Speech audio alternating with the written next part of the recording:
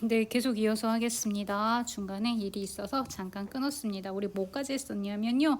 나트륨 원자의 경우, 나트륨은 금속이고요. 전기를 통해요. 그래서요, 우리 1학년 때 했던 거는요. 봐요. 잠깐만 봅시다. 그러면 나트륨은 원자 번호 11번이에요. 그러면 11번에 2 더하기 8 더하기 1입니다.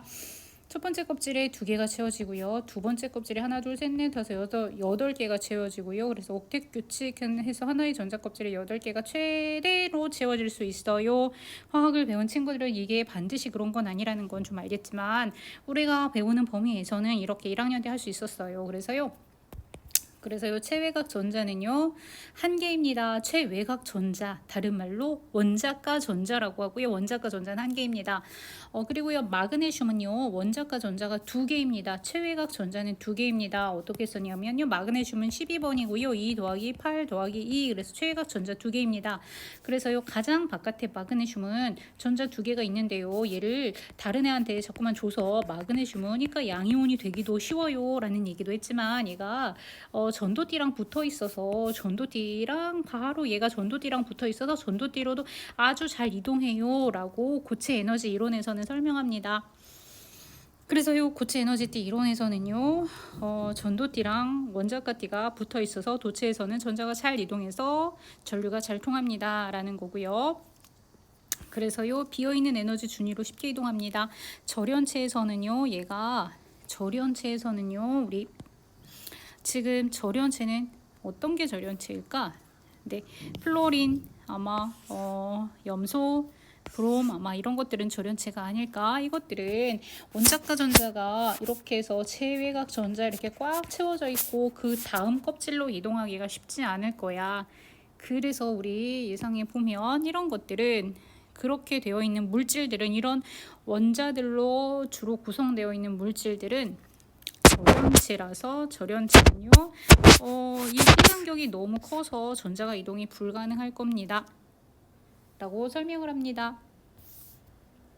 네, 다음 페이지 보겠습니다. 이러한 고체는 전류가 잘 흐를 수 있는 도체가 됩니다. 그러나 나와 같이 전자가 완전히 채우면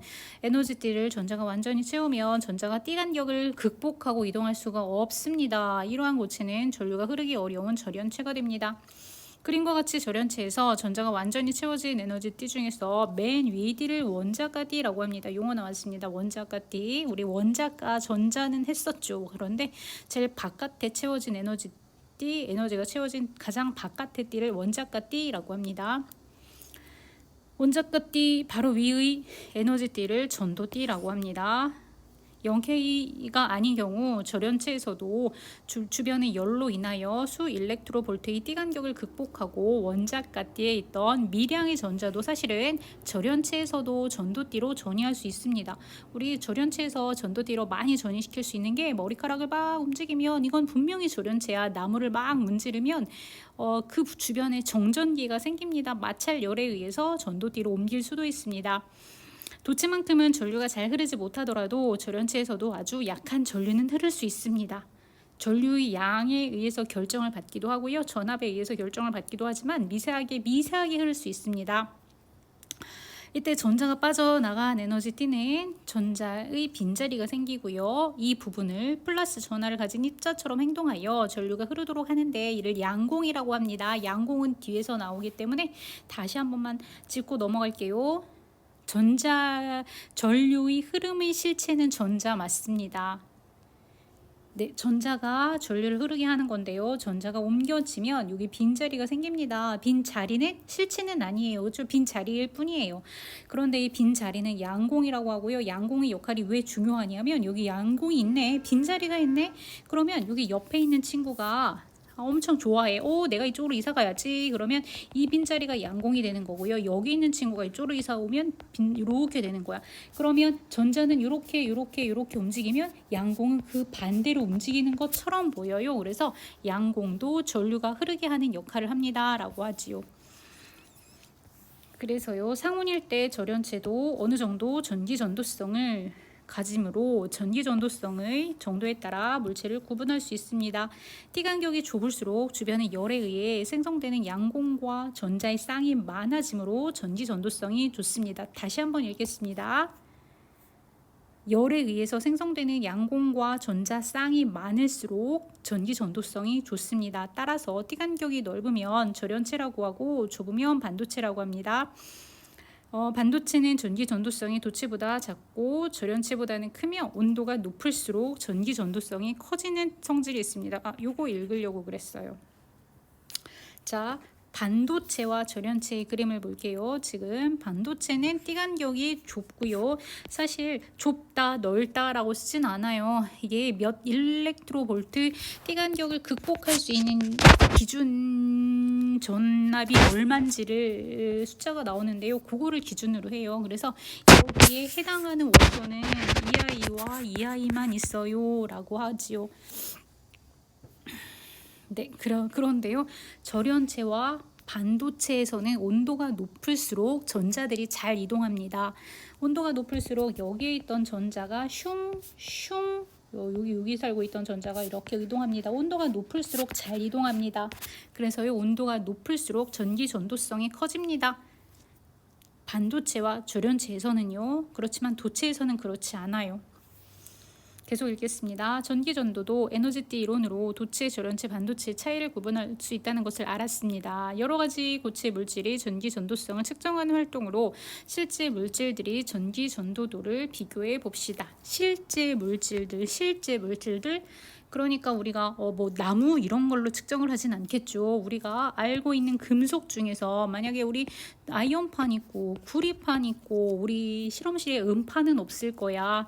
그러면 또 뭐 있지? 철판 있고 그러면 이런 아이들로 전기 전도도를 비교해 볼게요 라는 거겠지. 그러면 실험을 봅시다. 그러면 우리 어떻게 실험하면 될까? 여기다가 철판을 두고 여기다가 전압을 줄 거고요. 전압을 걸 거고요. 그리고요. 여기에 흐르는 전류를 측정을 할 거예요. 그러면 전압을 얼만큼 걸었을 때 여기 전류가 얼만큼이 측정이 되는지를 보면 이 금속의 전기 전도도 저항을 측정할 수 있을 거예요. 일단 우리 저항을 측정할 겁니다. 저항은 어떻게 구하냐면 저항은 R은 I분의 V로 구합니다. I는 전류고요. V는 전압이에요. 그래서요.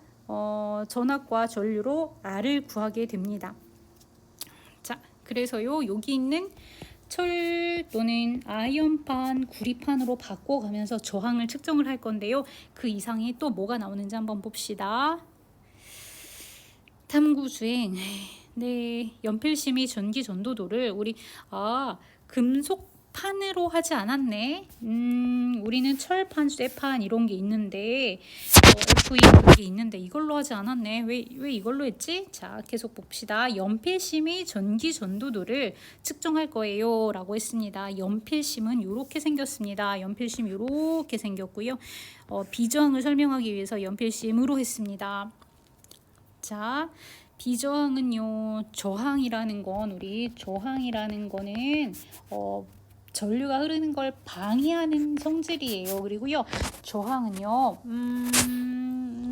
얘는 길이가 크면 저항이 커져요. 그리고 저항은요. 단면적이 넓으면 저항이 작아져요. 당연하겠지. 그래야 우리가 똑같은 물질인데 어떤 거는 이런 아이를 어떤 거는 이런 아이를 해서 비교를 하면 안 되겠지. 단면적과 길이가 똑같은 조건을 했을 때 이 물질의 비저항을 구해내려고 해요. 그래서요. 자, 연필심이 전기 전도도를 오음의 법칙을 이용하여 측정을 합니다. 실험 세팅을 봅시다. 이것도 하면 재밌겠다. 연필심 여기다가 끼웠고요. 그리고요. 전압 받고요. 자, 그림을 보면 전지고요. 연필심이 여기 있고요. 여기 전류가 얼마가 흐르는지 전류계를 연결했고요. 여기에 흐르는 전압을 측정했습니다. 라는 테스트입니다. 뭐 전류는 여기 어디다 측정을 해도 전체가 전류가 흐르니까 상관없을 거고요. 전압은 V라고 표시합시다. 전류는 I라고 표시합시다. 측정값을. 길이는 미터고요. 지름은 미터의 제곱입니다. 그리고요 저항은요. 저항은 R 값이고요. R은 I분의 V로 계산할 수 있고요. 비저항 값은 비저항 로라고 표시합니다. 로는 저항이 클수록 크고요. 비저항 값은요. 단면적이 길이가 어떤 길이에 해당하는 단면적입니다. 즉 그래서 얘는 저항에 해당하는 길이 미터고요. 얘가 미터의 제곱입니다. 그래서요 얘는 단위가 옴의 미터가 되겠네요. 단위가 비저항의 값은 이렇게 해서 단위가 되겠네요.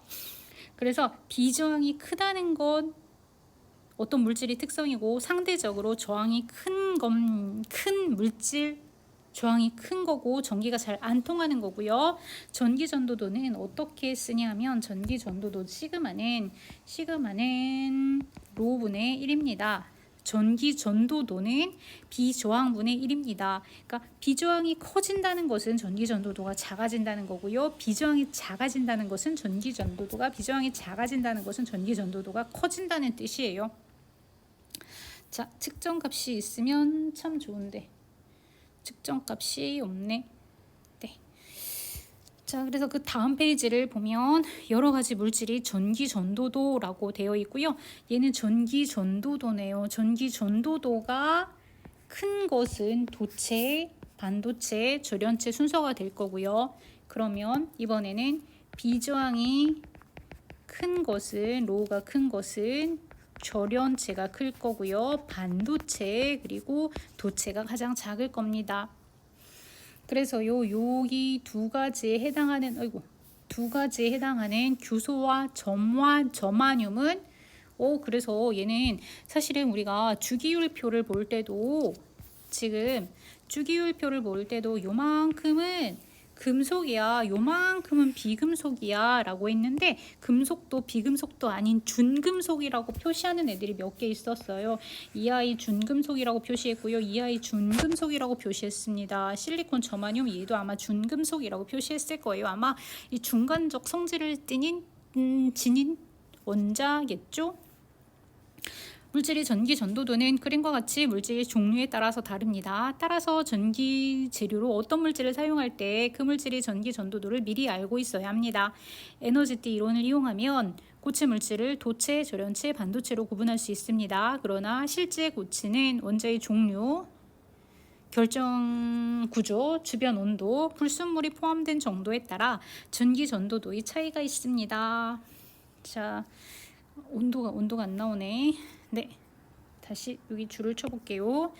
실제 고체는 원자의 종류, 당연, 결정의 구조, 당연, 주변 온도, 당연, 불순물이 포함 정도에 따라서 전기 전도도의 차이가 있습니다.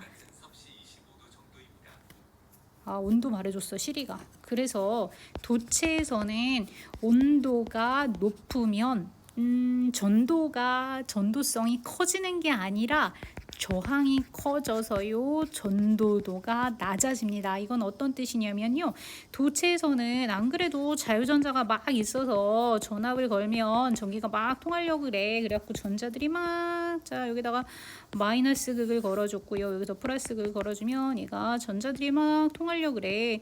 그러면 얘네들이 막 이렇게 전압에 의해서 움직여. 그런데 도체에서는 온도가 높아진다는 거는 여기 있는 원자 핵의 진동이 커진다는 거고요. 얘가 진동을 한다면 오히려 방해를 받습니다. 전자가 움직이는데 방해를 받으니까 온도가 높아진다는 건 저항이 커진다는 거니까 온도가 높아지면 전기 전도도가 작아집니다.